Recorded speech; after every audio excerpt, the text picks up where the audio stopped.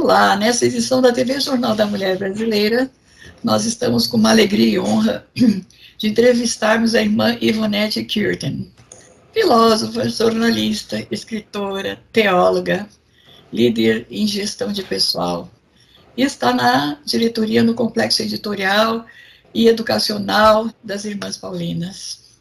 E tem as Irmãs Paulinas conosco hoje. Bom, vamos estar fazendo homenagem ao Dia Internacional das Mulheres e vamos descobrir uma coisa: como essas mulheres são poderosas, como elas trabalham, como elas têm coisas importantes para contar para todas nós, né?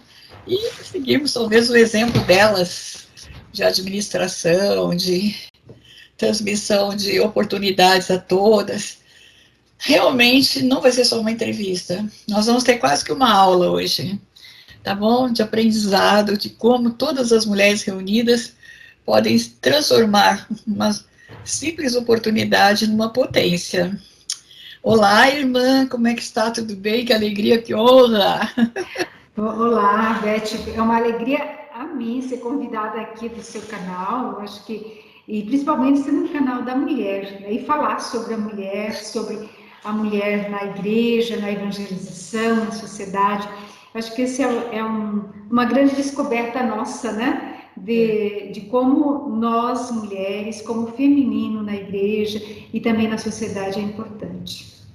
Só que eu vou dizer uma coisa para vocês, eu a conheci bem jovenzinha, olha lá que poderosa. O tempo passou para as duas, não foi? Pensei que era só para mim. É sim, a gente passa, os anos passam, né? Eu acho que essa é uma riqueza também da vida, né? A gente ir aceitando tudo isso que vai acontecendo na nossa existência. Mas o legal é que a senhora também progrediu bastante com o passar do tempo, né? Tem pessoas que retrocedem, né? Fazem coisas erradas, vai para trás, não é? Mas felizmente a senhora estudou bastante, está cada vez mais poderosa aí, né? E vem contar para nós, afinal de contas, as Irmãs Paulinas existem há mais de centenário. Ela vai contar inicialmente essa parte aqui de quanto tempo, mas que no Brasil já está há 90 anos. E aí, é uma história. A Paulinas, as Irmãs Paulinas, é um projeto de evangelização e de atuação na sociedade.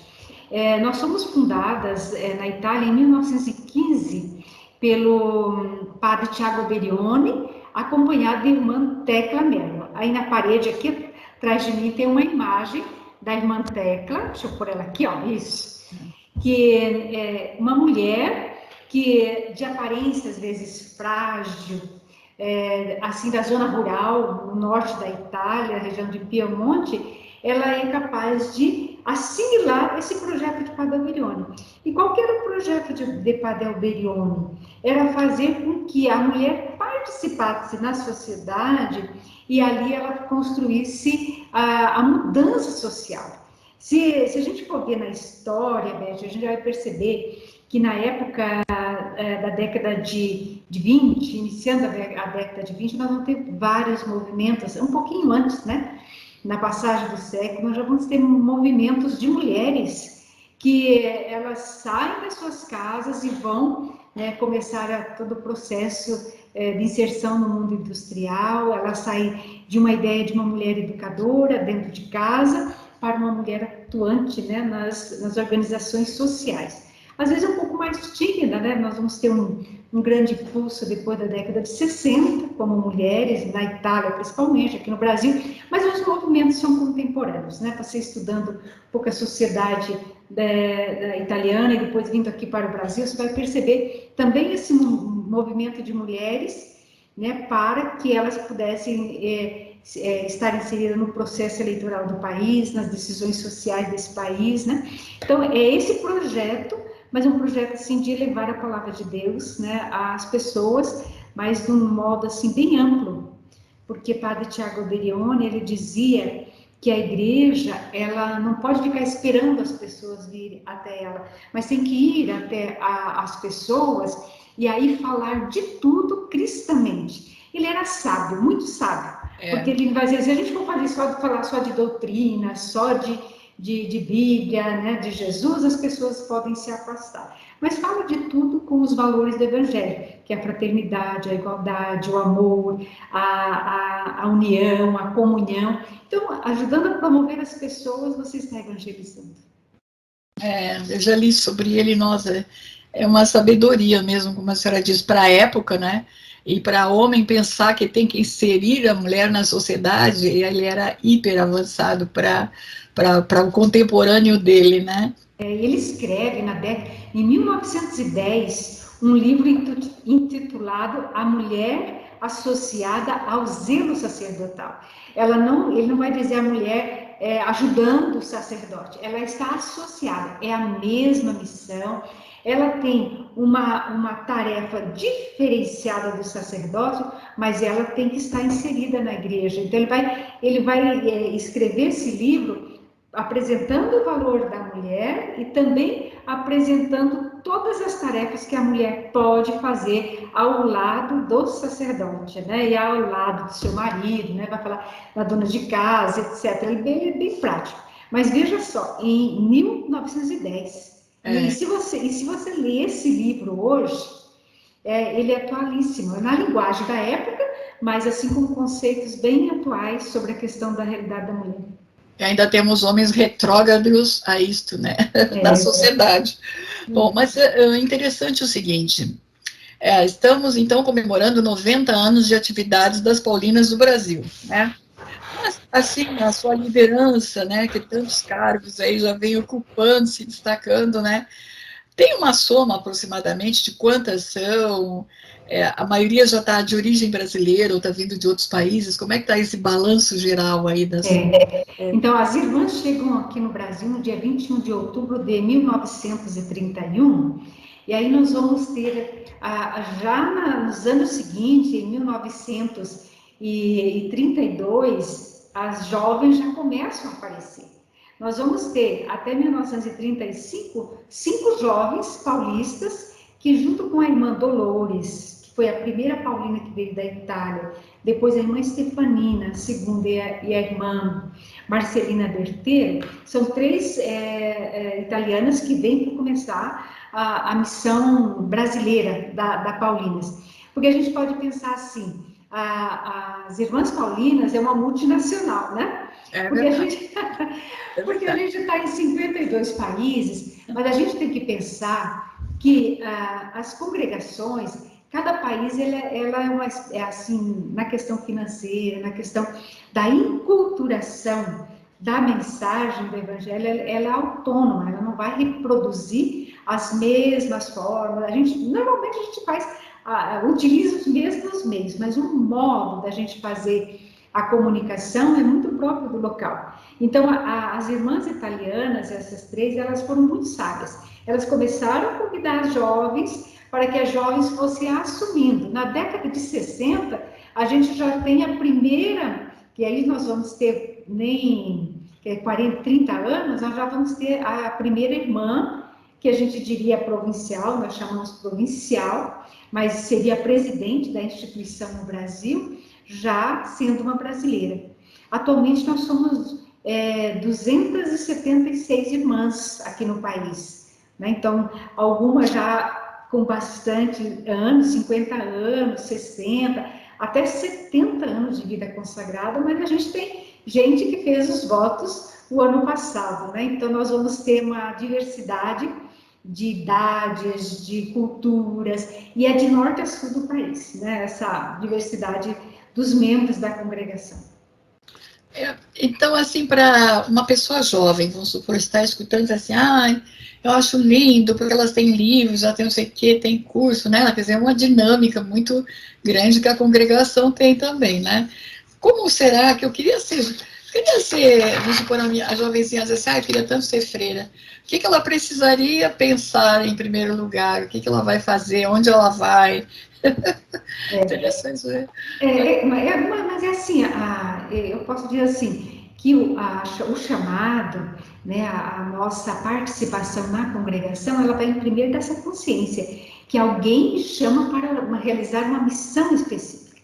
Então, é necessário que a jovem ela esteja engajada em movimentos pastorais da sua comunidade, da sua paróquia, da sua diocese, porque a vocação não brota, até pode brotar, né, assim, cair do céu, mas é essa experiência de fé que as pessoas precisam ter. Então, é um Deus que me chama e eu vou responder a isso. Então, a jovem sentiu esse apelo, olhou para a irmã, ou está vendo essa entrevista, né, Beth? Falou assim, eu gostaria de conhecer essa congregação. Pode entrar em contato com a gente através das redes sociais. Você procurar como Irmãs Paulinas, vocês vão encontrar a gente no Facebook, no TikTok, no Instagram, no WhatsApp, né? Que se você tem um contato, pegando um contato nos nossos sites também, da editora, da gravadora, aí automaticamente você vai cair num grupo de irmãs que acompanham as jovens. Aí os passos são esses, então você vai se dar a conhecer e a congregação vai conhecer a jovem para que ela possa saber se de fato é isso que ela quer, né? E evangelizar com a comunicação, viver em comunidade, né? Então a gente fala assim, é bem romântico dizer, não, as irmãs vivem a vida fraterna, mas a vida fraterna também tem aqueles desafios das relações humanas, né? Nós somos diferentes. Nós temos pessoas de norte a sul do país, a cultura é diferente, a criação é diferente, umas são mais sérias, outras são mais dadas. Então, você tem que conviver com essa multiplicidade, né, de pessoas. E ali você responder a sua vocação, que é evangelizar com a comunicação.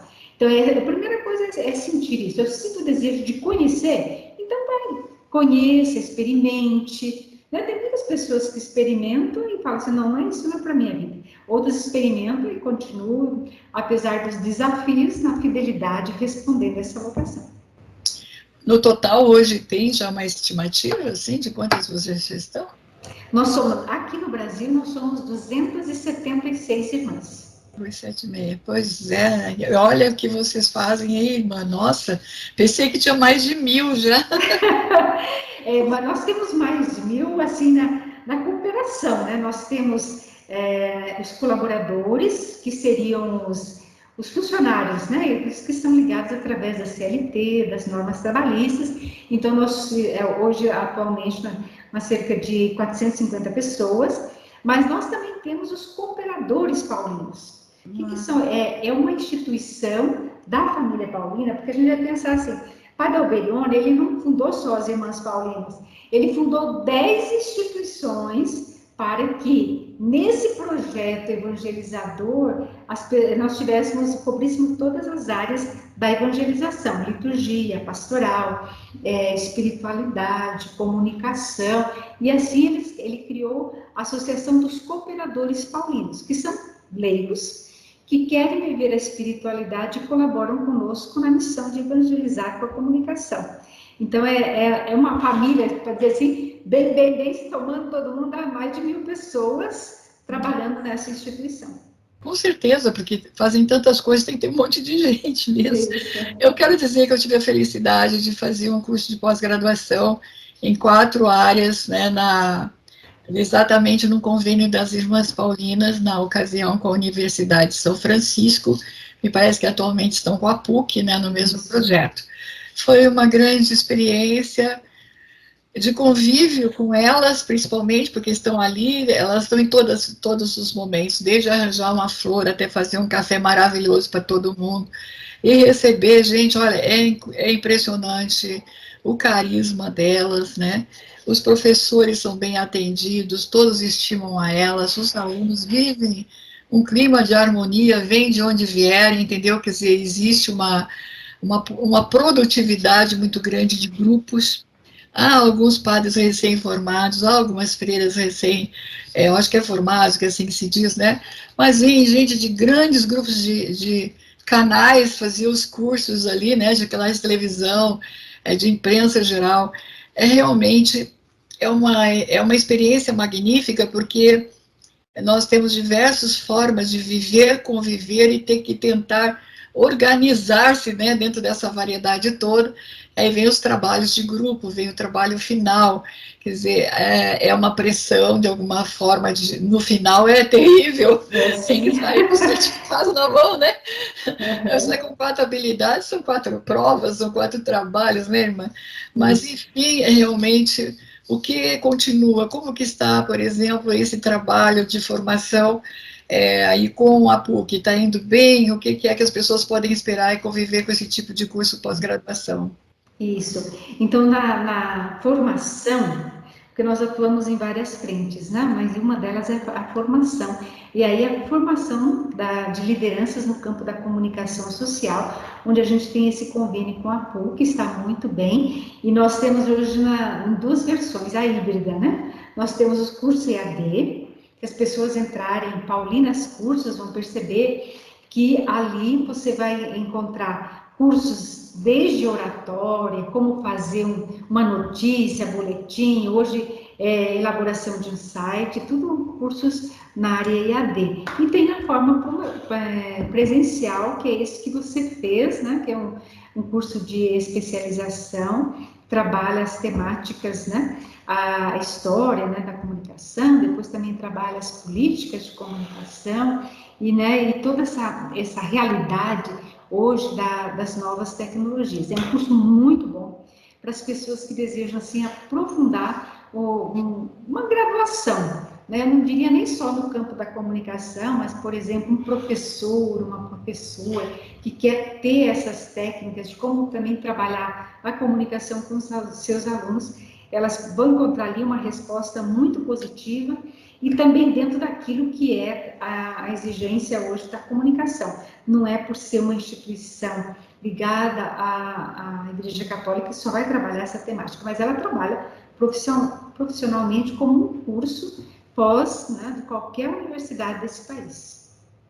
Isso é a grande vantagem. E depois os professores, eles vêm variados de várias outras universidades, né, que dá uma vivência para a gente, assim, de várias visões, porque assim, não, então, eu estou estudando na USP, não sabe como é que é na PUC, vamos supor assim, não sabe como é que é em outra universidade, né? Então, aquela diversidade de professores, de grandes universidades, faculdades, enfim, eu acho que é uma contribuição muito grande, achei extraordinária, né, nesse ponto. Tem a parte de relações públicas também, que foi um trabalho belíssimo apresentado, né?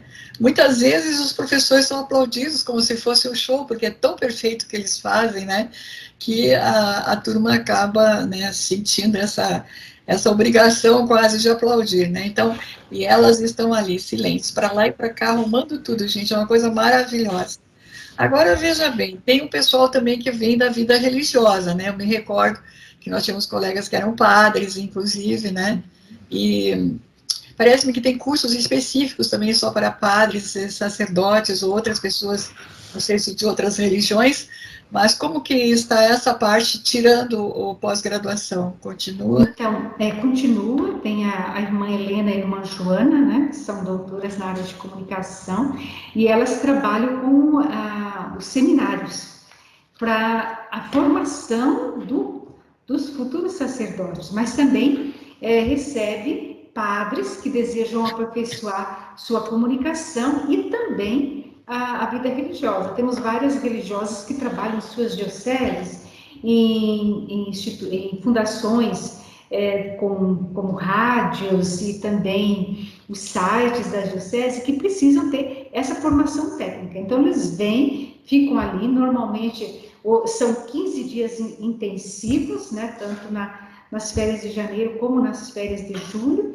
para que as pessoas possam fazer. E para alguns que não têm essa possibilidade de fazer nas férias, tem no meio do semestre também uma etapa no primeiro semestre e uma etapa. São 3 grandes blocos que estudam as temáticas, né? E para os sacerdotes também muito essa experiência técnica, né? De como orientar e organizar e direcionar e ter a direção de uma rádio, de um jornal, de um site, né? Ou hoje a gente coloca da assessoria de imprensa de uma diocese, né? Porque eu acho que depois da pandemia a gente vai perceber que nenhuma diocese hoje pode dizer eu não preciso da pastoral da comunicação ou da comunicação para poder levar o processo de evangelização para frente. É uma necessidade, assim, sine qua non, né? Tem que ser, mesmo que seja aquela missa transmitida, né,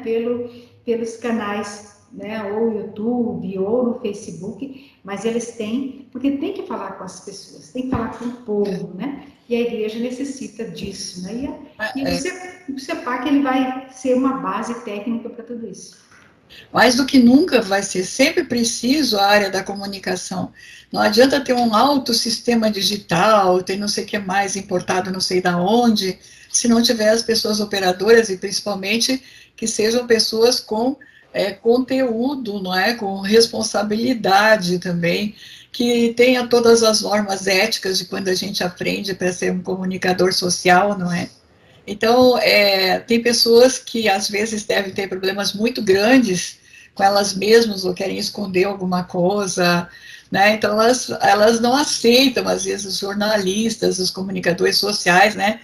Mas, na verdade, ninguém está cometendo crime, está todo mundo ou retransmitindo o que está vendo, né? Ou porque alguém que foi o Relações Públicas que entregou algo na mão dele para ler, né? Para fazer a notícia, simplesmente eu nunca vi até hoje, pela sua grande experiência, que um jornalista esteja fazendo uma opinião própria numa notícia. Ele está fazendo o conteúdo, né, que foi fornecido pelas assessorias, pelo que eles viram, porque eles fotografaram, pelo que o pessoal discursou, né? Então, quando alguém se refere negativamente a jornalistas, é porque não tem noção o que é que uma faculdade de jornalismo ensina, né?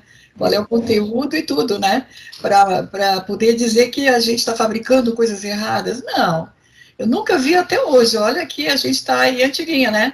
Eu acho que esse é o princípio ético básico, né? Então a gente fala assim, inclusive pela objetividade, né? É lógico que qualquer notícia, né? Você sabe, eu sei, sempre tem também um aspecto cultural, o modo como eu enxergo, como eu vejo aquela situação, mas é importante buscar todos os ângulos da notícia, né? Lógico, não vamos dizer que muitas notícias não sejam manipuladas. Hoje nós temos aí uma manipulação muito grande da informação por grandes redes e também grupos, né, de comunicação. Mas o jornalismo e o próprio jornalista, que é profissional dessas redes, ele sofre essas perseguições, essa pressão de dizer conforme a linha editorial daquele ou daquele meio de comunicação. Mas eu acho que é importante a gente falar assim que o jornalista, ele busca responder a uma coisa ética dele, é mostrar a verdade. E às vezes ele não pode mostrar a verdade com a fala, ele mostra com a imagem.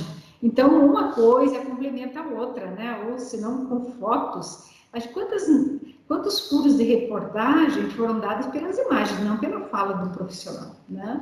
Porque ele vai mostrando a outra realidade a partir de um complexo de informação que ele colhe, né?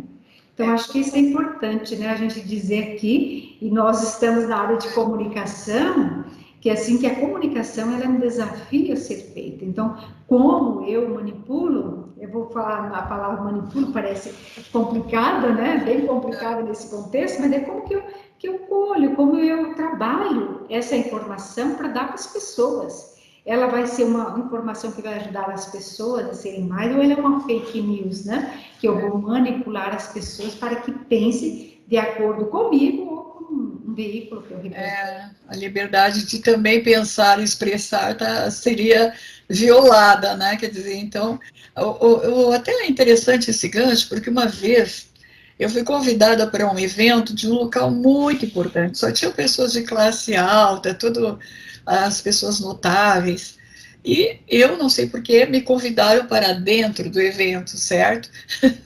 Mas os colegas ficaram do lado de fora. E eu não consegui entender aquele negócio até hoje, para ser sincero.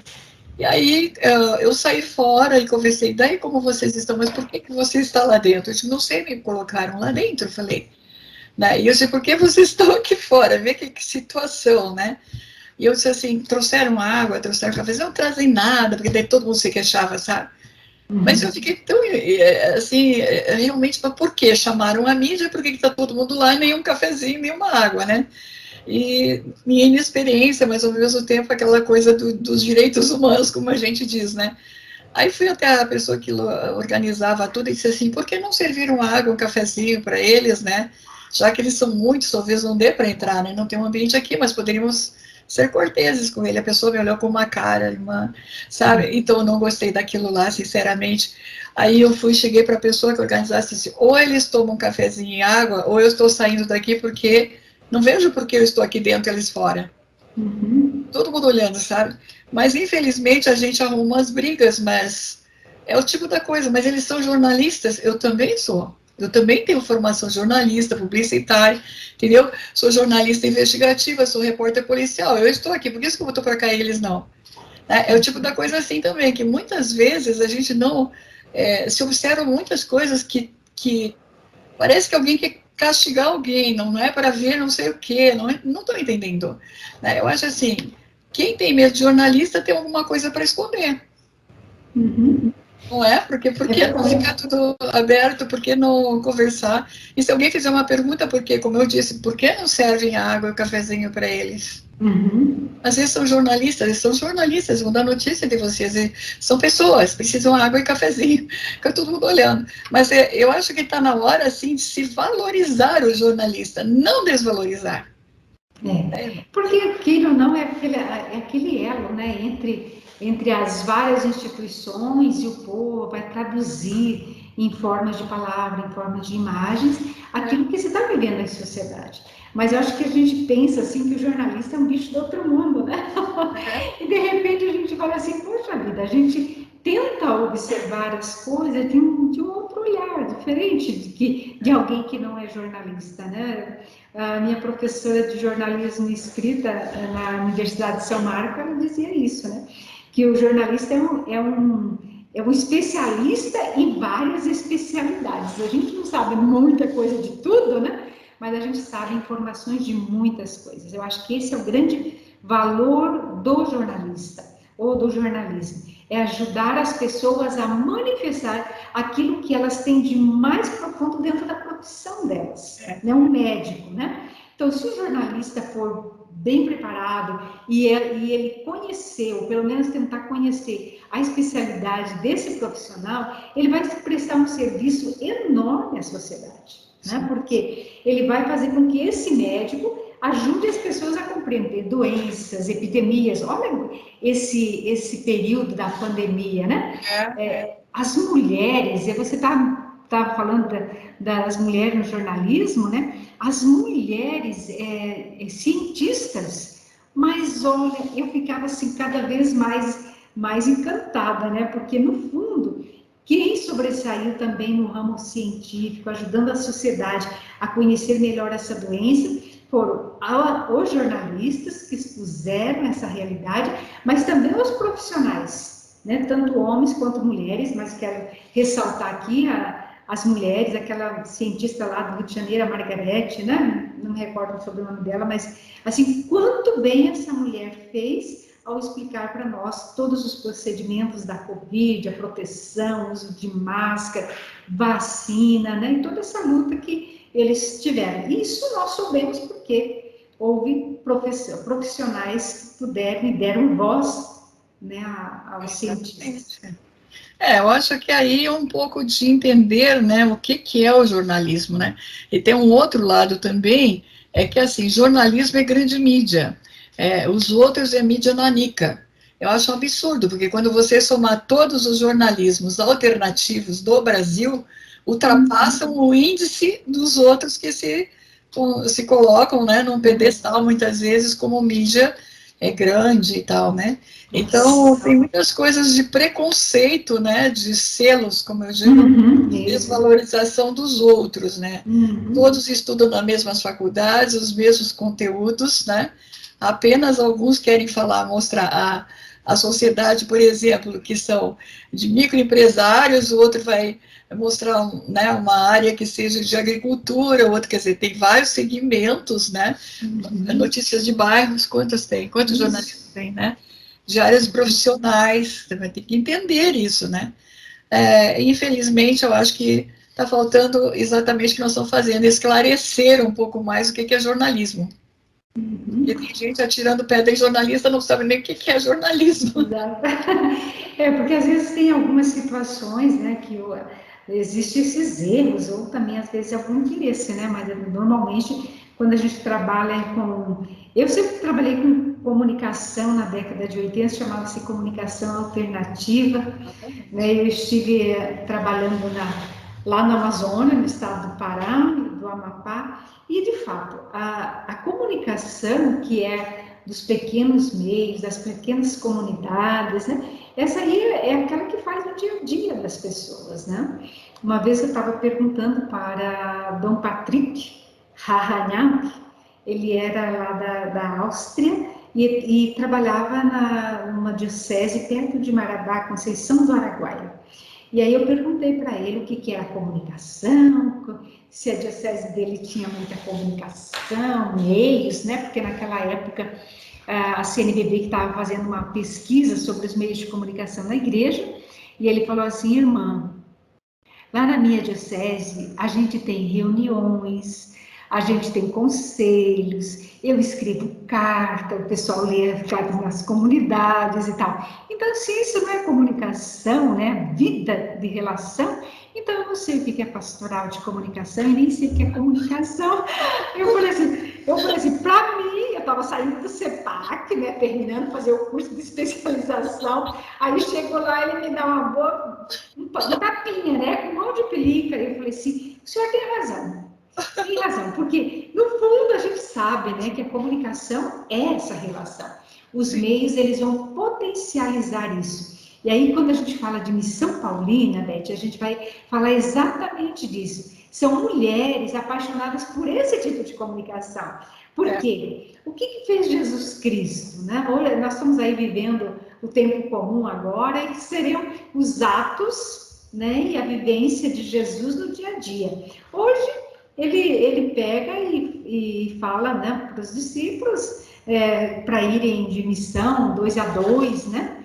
No mundo ele não deixa ir um sozinho, manda 2, aí a gente vai olhando, por que não um sozinho? Porque 2 um reforça o testemunho do outro, um é testemunha do outro, da verdade do outro, e da verdade que o outro está anunciando, né? Então Jesus também é sábio, e a Paulinas, ela tem muito isso na raiz. Nós vamos buscar a fortalecer as comunidades nesse tipo de comunicação. E aí usar todos os instrumentos de comunicação para que as pessoas tenham boas relações, né? Eu acho que... Agora, tem um detalhe, né? Eu acho que foram as senhoras as primeiras mulheres a montar programa televisivo no Brasil, não foi? Foi sim, porque aí a gente começou... É impressionante isso, porque quando a irmã Tecla Mello veio para o Brasil, ela percebeu um tempo antes, na década de 64, 1962, ela vai para Curitiba, e aí as irmãs lá falam assim, olha, nós estamos aí usando a imprensa, publicando livros, revistas, folhetos, etc., mas a gente percebe que o povo não é que às vezes lê tanto. Mas o que o povo faz? Escuta rádio. Aí ela falou assim, bom, então comece a fazer programas de rádio.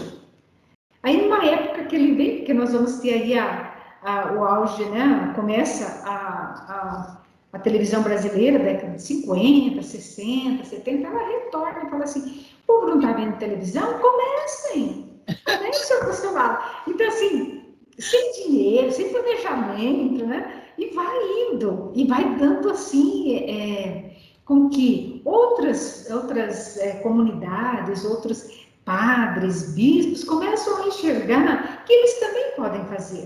Né? Então, eu acho que isso é importante, a gente falar do carisma de uma congregação.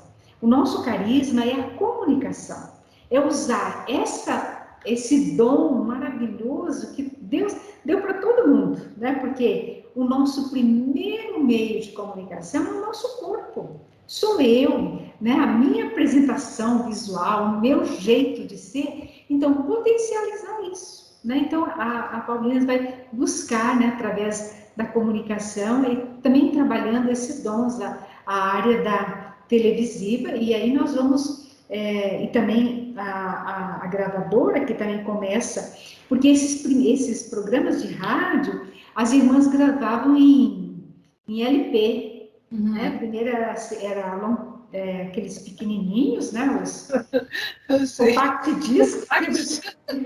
A gente nem lembra mais o nome, né? Compact disc, depois os LPs. E o primeiro a ser gravado, lá em Curitiba, num estúdio bem precário, foi a vida de Jesus. Então, tinha a narrativa, né, os evangelhos, narrados com sonoplastia, efeitos especiais, todas essas coisas assim, para que as pessoas pudessem, ouvindo aquelas histórias, conhecer Jesus.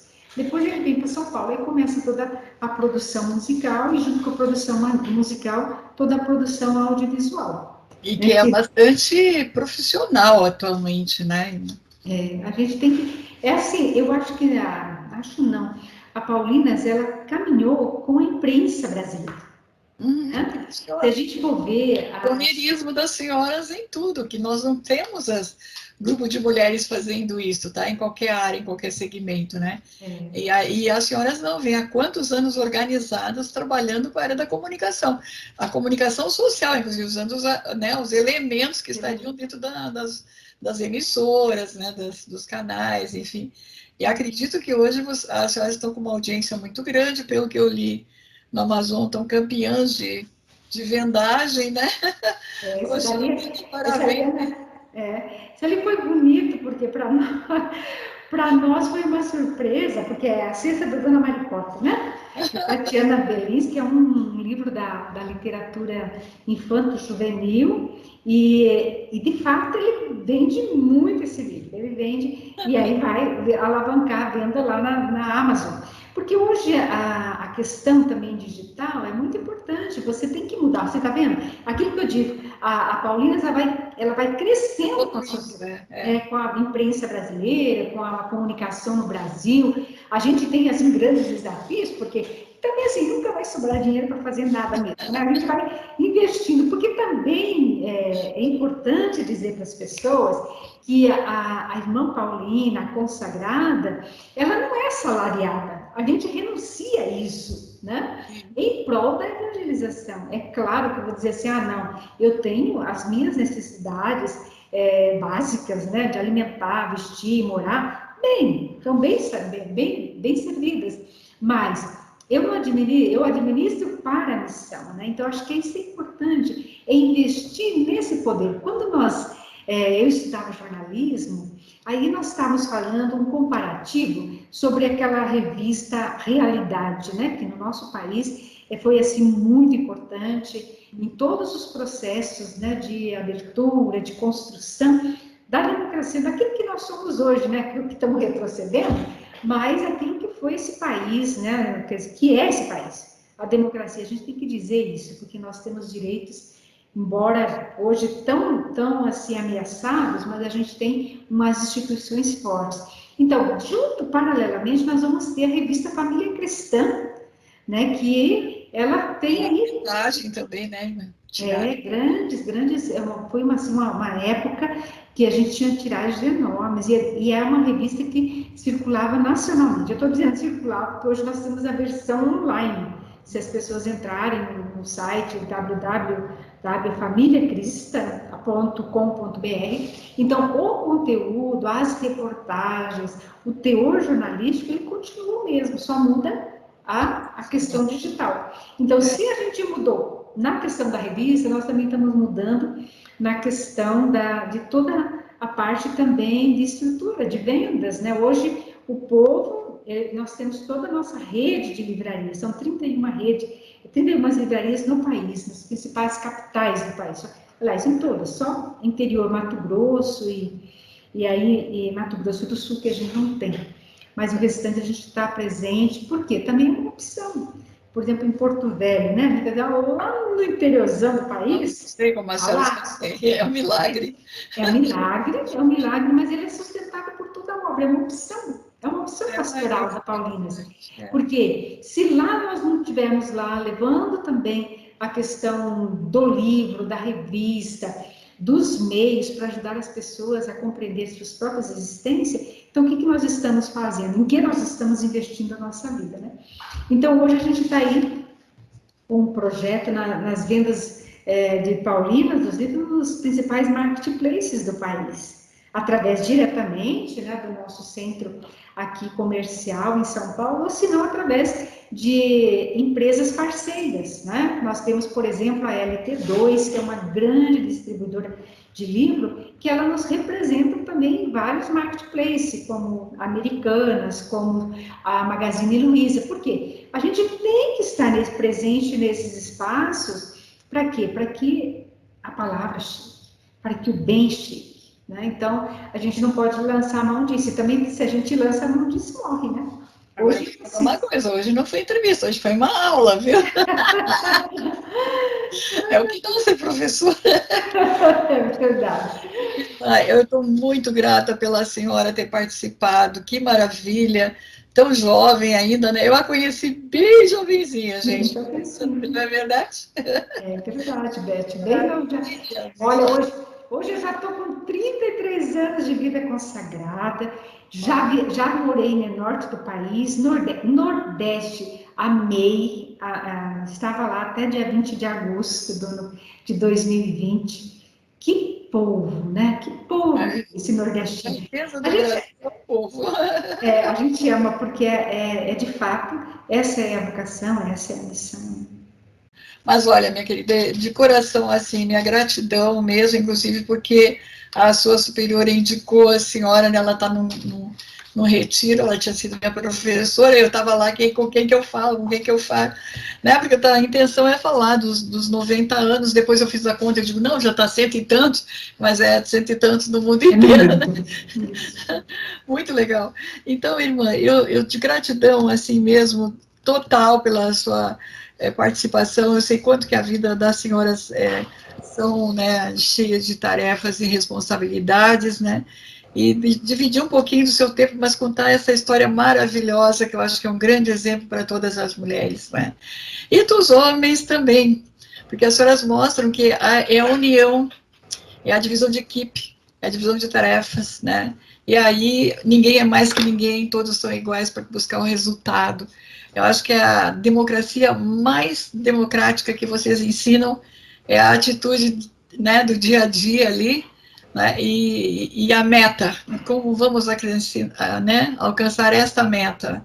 Né? Eu acho que é isso que falta muitas vezes em várias áreas do país, em várias grandes empresas até mesmo, né, com tantos marketing disso e daquilo outro, né, nos governos, falta isso também, com certeza, né, é aquela coisa, somos todos juntos, todos, né, temos que ter um resultado desse país, desse estado, dessa capital, seja o que for, né, todos com aquele ânimo, né? Não importa se estou mais, estou menos, todo mundo junto para o resultado. Eu acho que é a grande lição que as senhoras passaram hoje através do seu exemplo, né? E fiquei muito emocionada algumas vezes, a senhora falando que eu me recordo, né? E digo que meu filho foi muito bem recebido também pelas senhoras, né? Ele fez cursos de extensão universitária e foi muito bem assim, treinado lá, tinham pessoas de nível superior, mas em nenhum momento foi excluído, e tudo que ele aprendeu de mídia digital foi com vocês, na verdade, era um garotão, né? Isso mesmo. Obrigada, viu? Tá, eu Então, que deixa aí para a agradeço. senhora, né, fazer suas despedidas, ou mais alguma informação que queira passar importante, irmã, fique à vontade, viu? Então eu quero agradecer o convite, né, por poder estar falando com vocês, com você, mulher que está aí, que nós vamos celebrar essa presença feminina na igreja. A gente não tem medo, né? Às vezes a gente pensa que para a gente ser aceita na sociedade e no mundo, na sociedade machista, de fato, a gente tem que fazer 3 vezes para receber, né, aquilo que o homem às vezes fala em uma vez. Mas a gente não tem medo, não.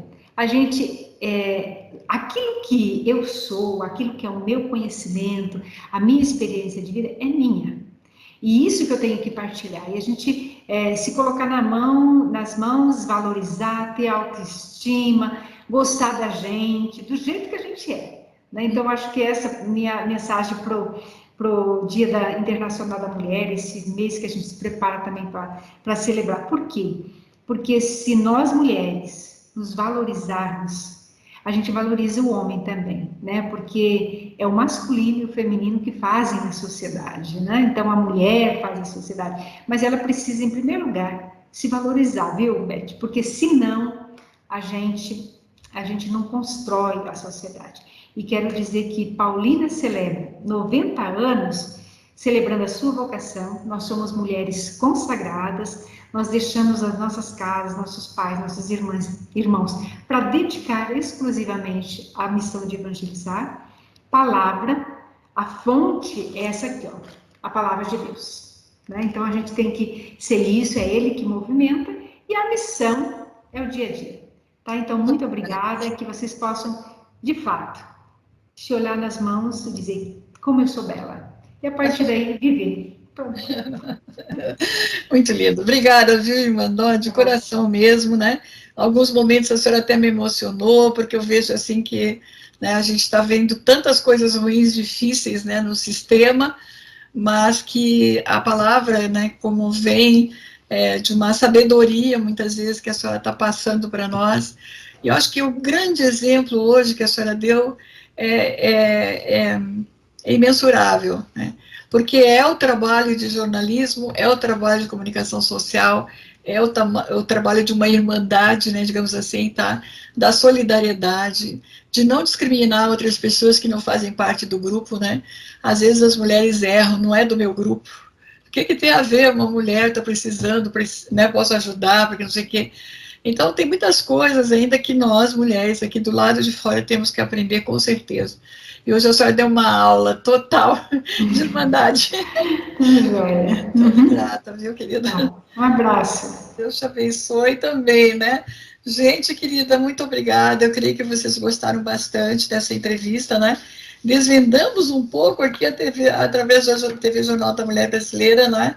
Esse trabalho unido delas, e se vocês olharem no site vão ver quantas coisas elas fazem, e tudo bem feito. Eu acho que temos que aprender com elas, né? E um grande abraço a todas vocês, né? Muito obrigada, ajude-nos a divulgar aí a TV Jornal da Mulher Brasileira. Um grande abraço, dia 8 de março, a todas nós. Até lá.